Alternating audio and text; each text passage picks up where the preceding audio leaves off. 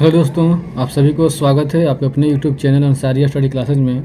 तो आज मैं आप लोगों को बिहार पुलिस री एग्ज़ाम का इसके झा सर द्वारा जो यानी कि 1600 प्रश्न लाया गया है उसको मैं आज 401 प्रश्न से करवाने वाला हूं। और इससे पहले का जो प्रश्न है उसका वीडियो मैं बना चुका हूं और उससे आगे का प्रश्न का मैं आप लोगों को बताने वाला हूं। तो चलिए बिना कुछ देर के दोस्तों क्लास को स्टार्ट करते हैं। दोस्तों, आज का प्रश्न है कि अधिवृक्क ग्रंथि से कौन सा हार्मोन स्रावित होता है। अधिवृक्क ग्रंथि से कौन सा हार्मोन स्रावित होता है।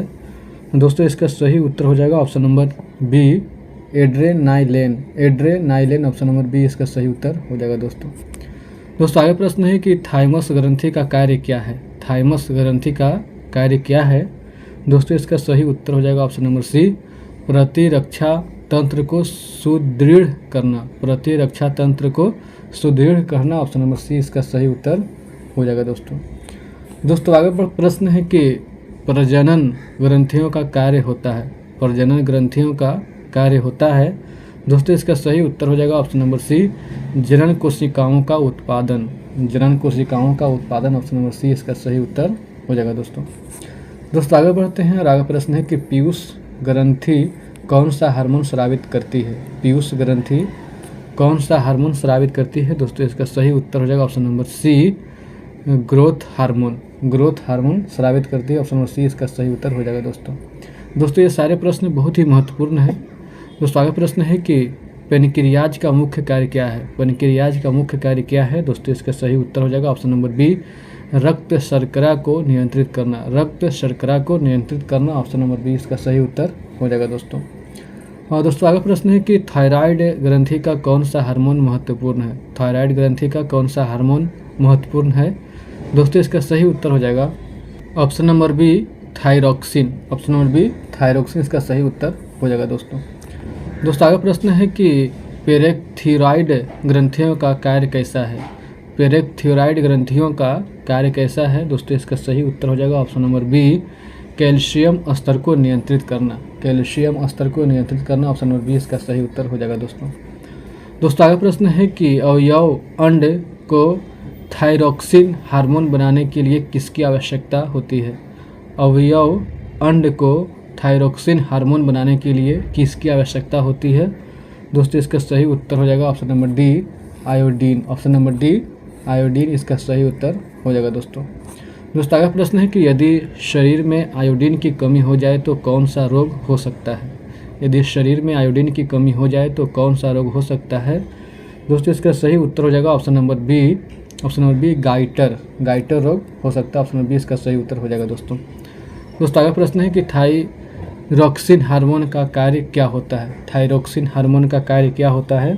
दोस्तों, इसका सही उत्तर हो जाएगा ऑप्शन नंबर ए, मस्तिष्क का विकास। थायरोक्सिन हार्मोन क्या कार्य होता है तो मस्तिष्क का विकास। ऑप्शन नंबर ए इसका सही उत्तर हो जाएगा। दोस्तों आगे प्रश्न है कि अनवांछित बालों में वृद्धि का कारण कौन सा हार्मोन हो सकता है। अनवांछित बालों में वृद्धि का कारण कौन सा हार्मोन हो सकता है। दोस्तों, इसका सही उत्तर हो जाएगा option number C, androgen. Androgen इसका सही उत्तर हो जाएगा। दोस्तों आगे प्रश्न है कि एस्ट्रोजन हार्मोन का मुख्य कार्य क्या है। एस्ट्रोजन हार्मोन का मुख्य कार्य क्या है। दोस्तों, इसका सही उत्तर हो जाएगा ऑप्शन नंबर सी, लिंग के विकास में सहायता। लिंग के विकास में सहायता ऑप्शन नंबर सी इसका सही उत्तर हो जाएगा। दोस्तों आगे बढ़ते हैं। आगे प्रश्न है कि यदि बालों में अधिक तेल आता है, यदि बालों में अधिक तेल आता है तो किस हार्मोन का असंतुलन हो सकता है। यदि बालों में अधिक तेल आता है तो किस हार्मोन का असंतुलन हो सकता है।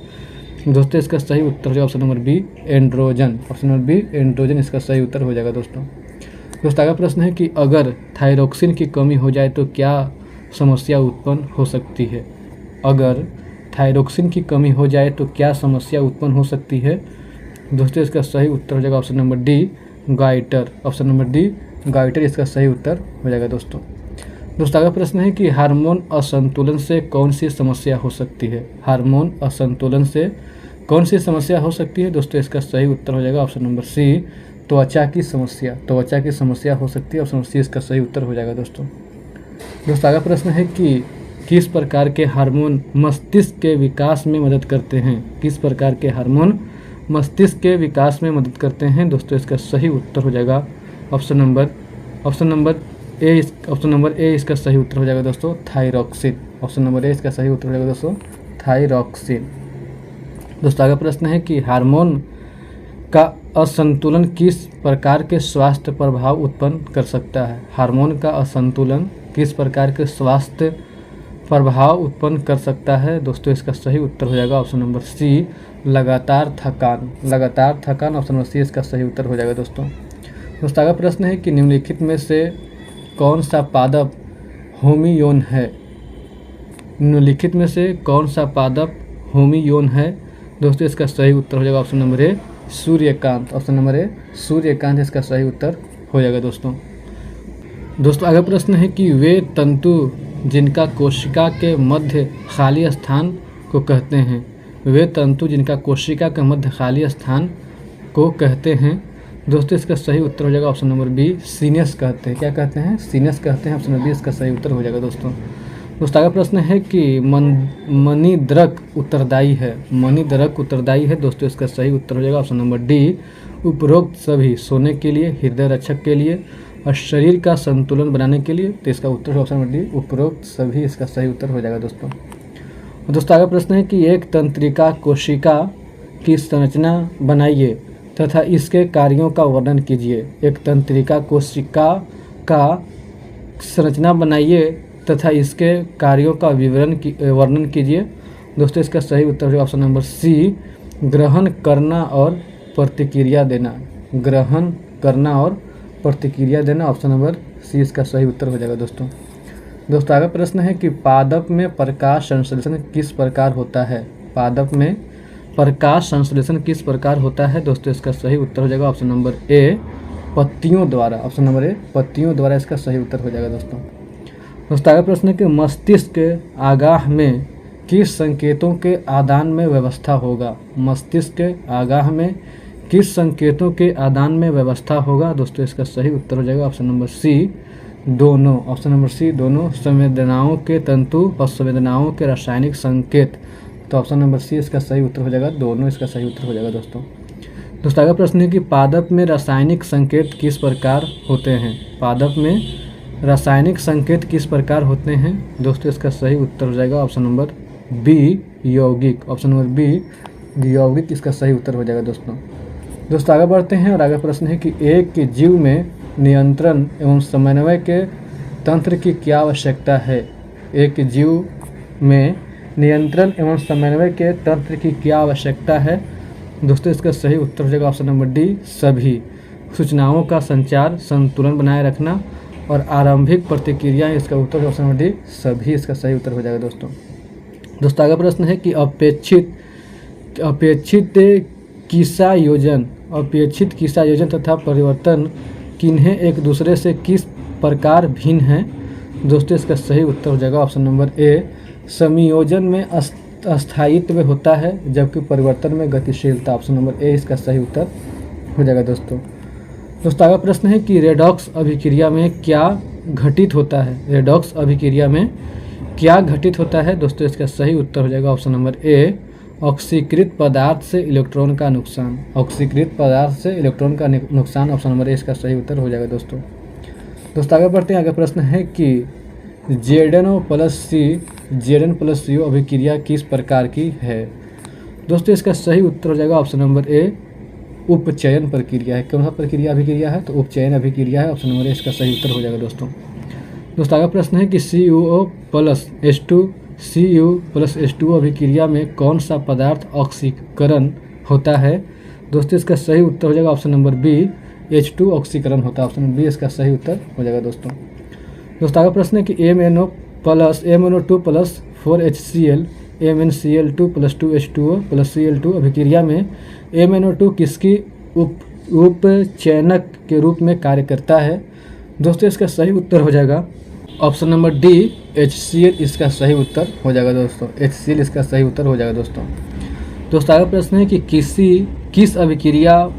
किस अभिक्रिया प्रकार में CO2 द्वारा Z अणुओं का उपचयन होता है। किस अभिक्रिया प्रकार में CO2 तथा Z अणुओं का उपचयन होता है। दोस्तों इसका सही उत्तर हो जाएगा option number A ZNO plus CO। Option number A इसका सही उत्तर हो जाएगा दोस्तों दोस्तों आगे बढ़ते हैं और आगे प्रश्न है कि MnO2 और HCl का मिलन किस प्रकार की अभिक्रिया है।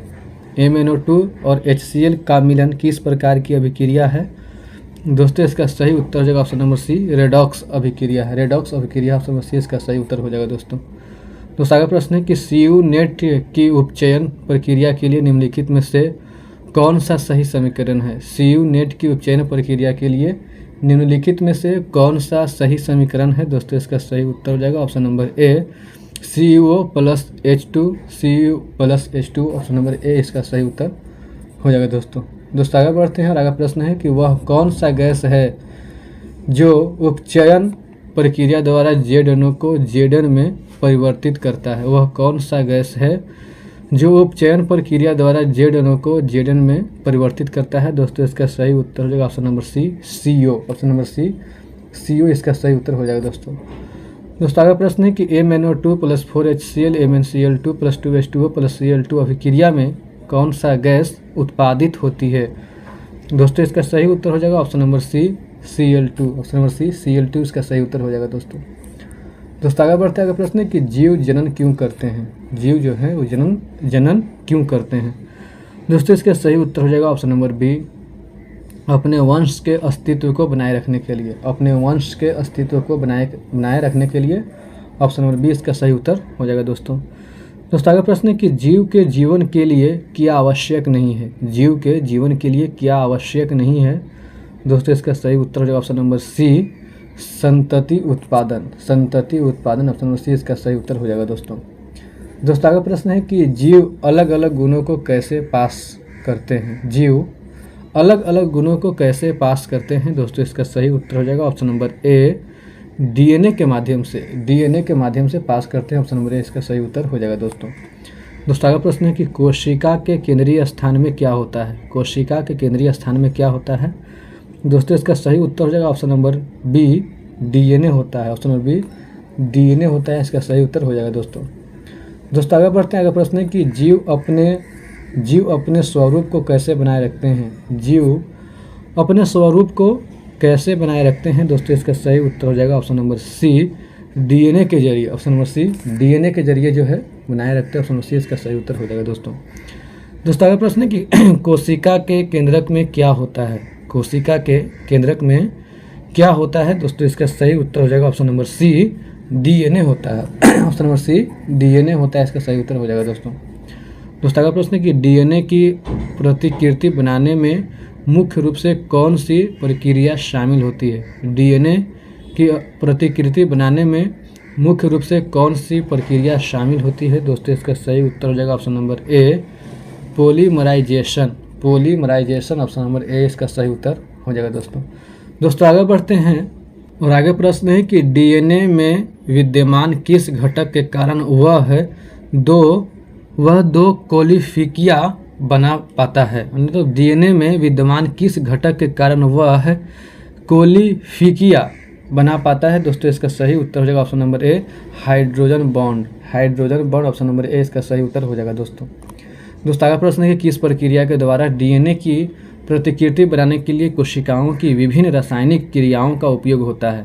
किस प्रक्रिया के द्वारा DNA की प्रतिकृति बनाने के लिए कोशिकाओं की विभिन्न रासायनिक क्रियाओं का उपयोग होता है। दोस्तों इसका सही उत्तर हो जाएगा option number C, polymerisation. Polymerisation, option number C इसका सही उत्तर हो जाएगा दोस्तों।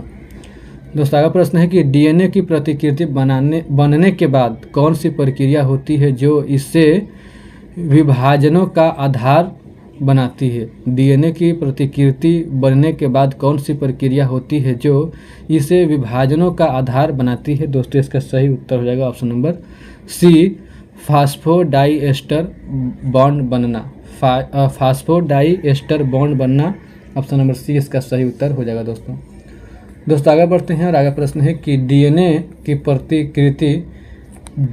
प्रतिकृति की प्रक्रिया में किस तत्व की भूमिका महत्वपूर्ण होती है। DNA की प्रतिकृति की प्रक्रिया में किस तत्व की भूमिका महत्वपूर्ण होती है। दोस्तों इसका सही उत्तर हो जाएगा option number C, hydrogen. Option number C, hydrogen इसका सही उत्तर हो जाएगा दोस्तों। आगे प्रश्न है कि प्राकृतिक चयन किस प्रक्रिया के तहत कार्य करता है? प्राकृतिक चयन किस प्रक्रिया के तहत कार्य करता है? दोस्तों इसका सही उत्तर हो जाएगा ऑप्शन नंबर ए, डीएनए संश्लेषण। डीएनए संश्लेषण इसका सही उत्तर हो जाएगा दोस्तों। अगला प्रश्न है कि प्राकृतिक चयन के माध्यम से विकास का आधार किस पर निर्भर करता है? प्राकृतिक चयन के माध्यम से विकास का आधार किस पर निर्भर करता है? दोस्तों इसका सही उत्तर हो जाएगा ऑप्शन नंबर डी, जैव विविधता। जैव विविधता इसका सही उत्तर हो जाएगा दोस्तों। आगे बढ़ते हैं। प्रश्न है कि विविधता का महत्व किस प्रकार से जीवों के चयन में भूमिका निभाता है? विविधता का महत्व किस प्रकार से जीवों के चयन में भूमिका निभाता है? दोस्तों इसका सही उत्तर हो जाएगा ऑप्शन नंबर सी, जीवों को अनुकूलन के लिए तैयार करता है। जीवों को अनुकूलन के लिए तैयार करता है, ऑप्शन नंबर सी इसका सही उत्तर हो जाएगा दोस्तों। अगला प्रश्न है कि प्राकृतिक विविधता के क्या फ़ायदे होते हैं? प्राकृतिक विविधता के क्या फ़ायदे होते हैं?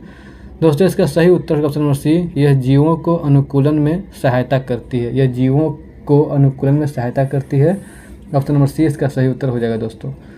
आगे बढ़ते हैं। प्रश्न है कि डीएनए प्रतिकृति का प्रजनन में क्या महत्व है?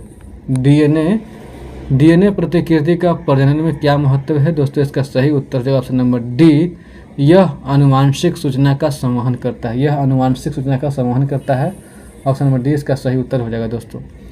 अगला प्रश्न है कि एक कोशिकीय जीवों में प्रजनन किस प्रकार होता है? एक कोशिकीय जीवों में प्रजनन किस प्रकार होता है? दोस्तों इसका सही उत्तर हो जाएगा ऑप्शन नंबर ए, विभाजन द्वारा। ऑप्शन नंबर ए, विभाजन द्वारा होता है। अगला प्रश्न है कि विभाजन प्रक्रिया में कौन सा लेंस उपयोग किया जाता है? विभाजन प्रक्रिया में कौन सा लेंस उपयोग किया जाता है? दोस्तों इसका सही उत्तर हो जाएगा option number B, microscope. Microscope का उपयोग किया जाता है, ऑप्शन नंबर बी इसका सही उत्तर हो जाएगा दोस्तों। अगला प्रश्न है कि किण्वन क्रिया में किसका उपयोग नहीं होता है? किण्वन क्रिया में किसका उपयोग नहीं होता है? दोस्तों इसका सही उत्तर हो जाएगा ऑप्शन नंबर डी, नमक इसका सही उत्तर हो जाएगा दोस्तों। अगला प्रश्न है कि कोशिका विभाजन प्रक्रिया का मुख्य उद्देश्य क्या है? कोशिका विभाजन प्रक्रिया का मुख्य उद्देश्य क्या है? दोस्तों इसका सही उत्तर हो जाएगा ऑप्शन नंबर सी, नई कोशिकाओं का निर्माण। नई कोशिकाओं का निर्माण, ऑप्शन नंबर सी इसका सही उत्तर हो जाएगा दोस्तों। आगे बढ़ते हैं। प्रश्न है कि अमीबा में अस्थायी स्लाइड पर कैसे देखा जा सकता है? अमीबा को अस्थायी स्लाइड पर कैसे देखा जा सकता है? दोस्तों इसका सही उत्तर हो जाएगा ऑप्शन नंबर ए, माइक्रोस्कोप के माध्यम से। माइक्रोस्कोप के माध्यम से, ऑप्शन नंबर ए इसका सही उत्तर हो जाएगा दोस्तों। अगला प्रश्न है कि कौन से जीव एक कोशिकीय स्तर पर होते हैं? कौन से जीव एक कोशिकीय स्तर पर होते हैं? दोस्तों इसका सही उत्तर हो जाएगा option number B, amoeba. Option number B, amoeba इसका सही उत्तर हो जाएगा दोस्तों। अगला प्रश्न है कि प्लाज्मोडियम किस प्रकार का जीव है? प्लाज्मोडियम किस प्रकार का जीव है? दोस्तों इसका सही उत्तर हो जाएगा ऑप्शन नंबर ए, एक कोशिकीय जीव है। प्लाज्मोडियम किस प्रकार का जीव है? तो एक कोशिकीय जीव है, ऑप्शन नंबर ए इसका सही उत्तर हो जाएगा दोस्तों। आगे बढ़ता है। प्रश्न है कि तेलगिमिशिया किस प्रकार का जीव है? तेलगिमिशिया किस प्रकार का जीव है? दोस्तों इसका सही उत्तर हो जाएगा ऑप्शन नंबर ए, एक कोशिकीय जीव है। एक कोशिकीय जीव है, ऑप्शन नंबर ए इसका सही उत्तर हो जाएगा दोस्तों। आगे प्रश्न है कि अमीबा के विभाजन की प्रक्रिया को क्या कहा जाता है? अमीबा के विभाजन की प्रक्रिया को क्या कहा जाता है? दोस्तों इसका सही उत्तर हो जाएगा ऑप्शन नंबर डी, फिशन कहा जाता है। ऑप्शन नंबर डी, फिशन कहा जाता है। आगे प्रश्न है कि यदि सूक्ष्मदर्शी में जीवों को देखना हो तो किस प्रक्रिया का उपयोग होता है? यदि सूक्ष्मदर्शी में जीवों को देखना हो तो किस प्रक्रिया का उपयोग होता है? दोस्तों इसका सही उत्तर option number C, staining. Option number C, staining का उपयोग होता है। आगे बढ़ता है। प्रश्न है कि कौन सा जीव बहुत सूक्ष्म कोशिकाओं के समूह द्वारा बना होता है? कौन सा जीव बहुत सूक्ष्म कोशिकाओं के समूह द्वारा बना होता है? दोस्तों इसका सही उत्तर हो जाएगा option number C, plasmodium. Option number C, plasmodium इसका सही उत्तर हो जाएगा दोस्तों। आगे प्रश्न है कि पारंपरिकतः किस प्राणी को देखकर हम एक कोशिकीय जीव कहते हैं? मतलब पारंपरिकतः किस प्राणी को देखकर हम एक कोशिकीय जीव कहते हैं? दोस्तों इसका सही उत्तर हो जाएगा ऑप्शन नंबर बी, अमीबा को देखकर। अमीबा को देखकर, ऑप्शन नंबर बी इसका सही उत्तर हो जाएगा दोस्तों। अगला प्रश्न है कि पूर्ण विस्तार में कोशिकाओं की सूक्ष्म संरचना को देखने का मुख्य तरीका क्या है? पूर्ण विस्तार में कोशिकाओं की सूक्ष्म संरचना को देखने का मुख्य तरीका क्या है? दोस्तों इसका सही उत्तर हो जाएगा ऑप्शन नंबर सी, सूक्ष्म दर्शन। सूक्ष्म दर्शन ऑप्शन नंबर सी इसका सही उत्तर हो जाएगा दोस्तों आगे बढ़ते हैं। प्रश्न है कि कौन से जीवों में विशिष्ट प्रकार की कोशिकाएं होती हैं? कौन से जीवों में विशिष्ट प्रकार की कोशिकाएं होती है? दोस्तों इसका सही उत्तर हो जाएगा ऑप्शन नंबर सी, केवल बहुकोशिकीय में। केवल बहुकोशिकीय में। दोस्तों आगे प्रश्न है कि पुनरुत्पादन क्या है?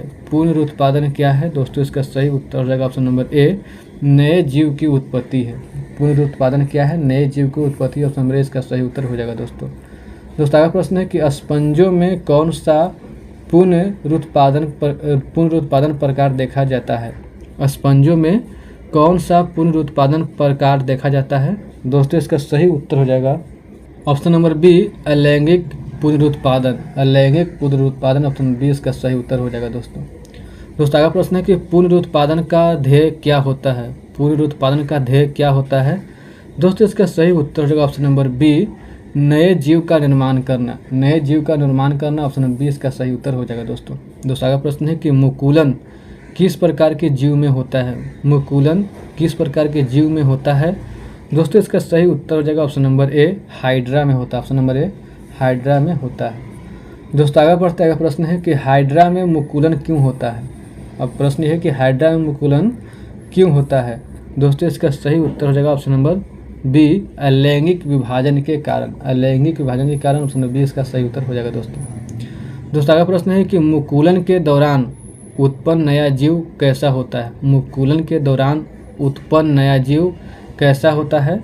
दोस्तों इसका सही उत्तर हो जाएगा ऑप्शन नंबर सी, मूल जीव के समान। मूल जीव के समान होता है। ऑप्शन नंबर सी इसका सही उत्तर हो जाएगा दोस्तों आगे प्रश्न है कि पूरी तरह विकसित होकर जो जीव बनता है उसे क्या कहा जाता है? पूरी तरह विकसित होकर जो जीव बनता है उसे क्या कहा जाता है? दोस्तों इसका सही उत्तर हो जाएगा ऑप्शन नंबर बी, स्वतंत्र जीव कहा जाता है। ऑप्शन नंबर बी, स्वतंत्र जीव कहा जाता है। दोस्तों आगे बढ़ता है। प्रश्न है कि अलैंगिक पुनरुत्पादन का क्या परिणाम होता है? अलैंगिक पुनरुत्पादन का क्या परिणाम होता है?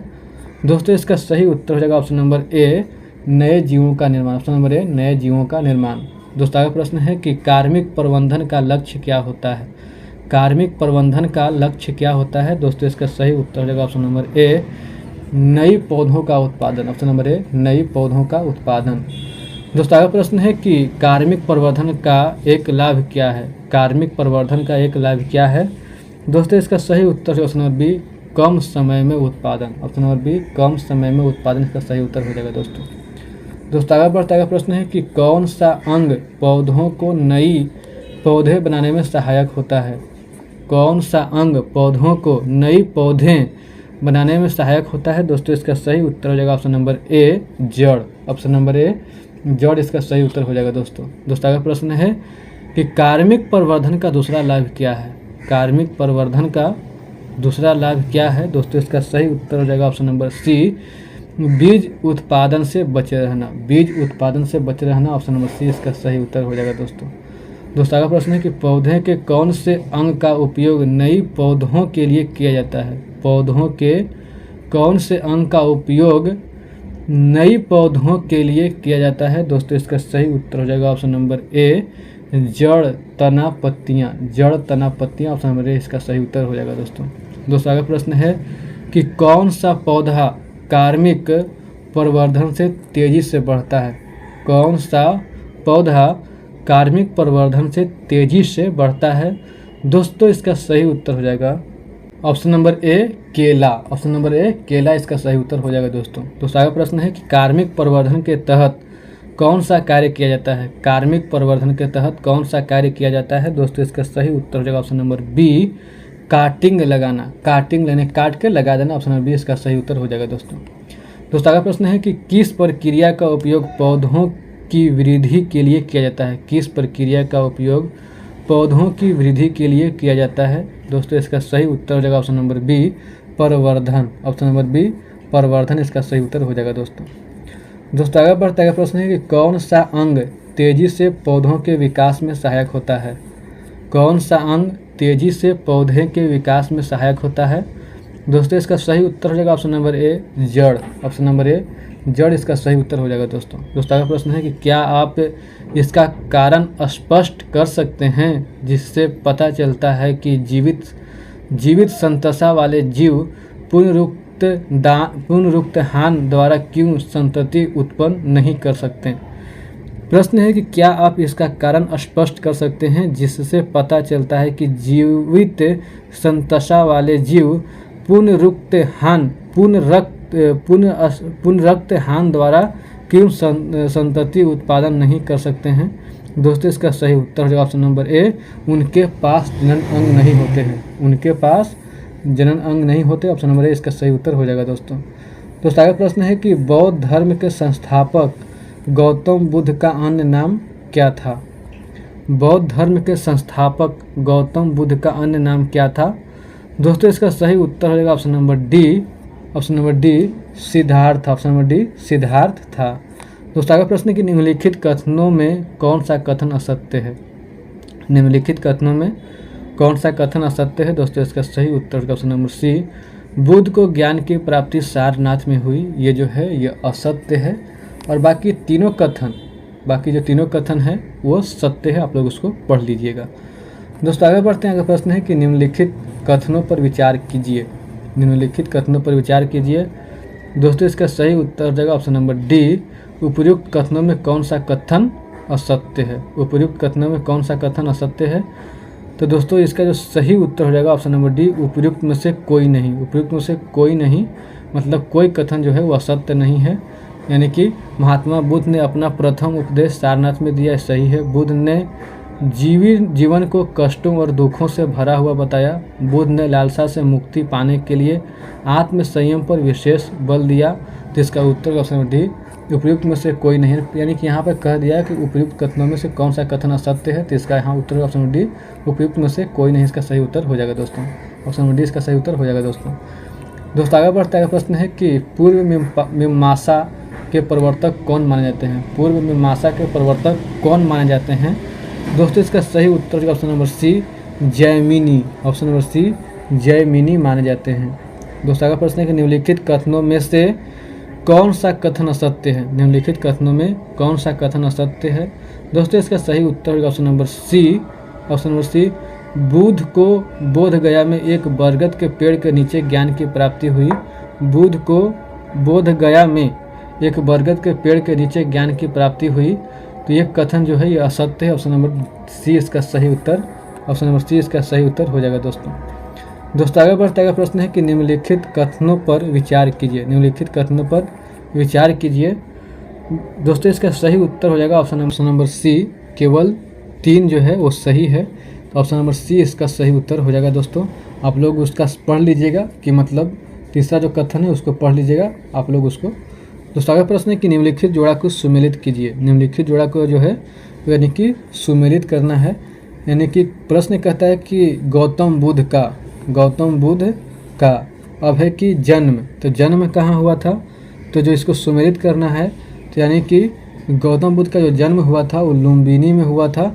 लुम्बिनी में हुआ था। ऑप्शन नंबर ए का जो मिलान होगा वो यानी कि 4 से होगा, ठीक है। और जो है कि यानी कि ज्ञान की प्राप्ति, तो ज्ञान की प्राप्ति जो है कि आप लोग जानते हैं कि बोध गया में उनकी ज्ञान की प्राप्ति हुई थी। तो 2 का जो बी का जो मिलान होगा यानी कि 3 से होगा। और प्रथम उपदेश, तो प्रथम उपदेश जो थे यानी कि सारनाथ में दिए थे, तो सी का मिलान ए से होगा। और मृत्यु, तो जो बच गया उसको मिलान करें तो मृत्यु जो है कुशीनगर में हुआ था, तो डी का मिलान 2 से हो जाएगा। तो इस तरह इसका उत्तर हो जाएगा 4, 3, 1, 2। ऑप्शन नंबर बी इसका सही उत्तर हो जाएगा दोस्तों। ऑप्शन नंबर बी इसका सही उत्तर हो जाएगा दोस्तों।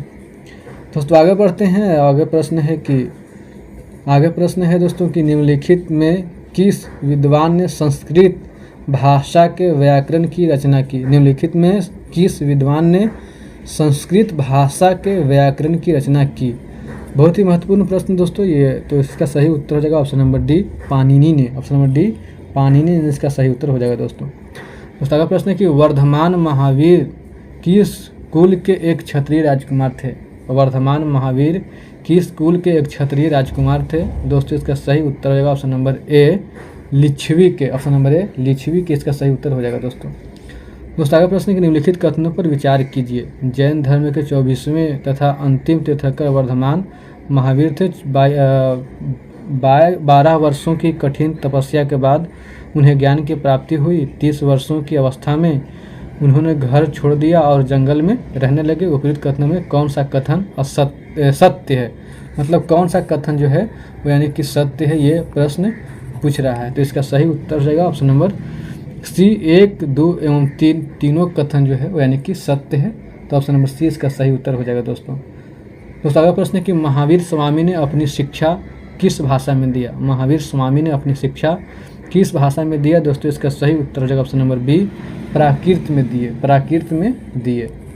दोस्तों आगे बढ़ते हैं और आगे प्रश्न है कि निम्नलिखित में कौन सा कथन महावीर के अनुयायियों के विषय में असत्य है। निम्नलिखित में कौन सा कथन महावीर के अनुयायियों के विषय में असत्य है।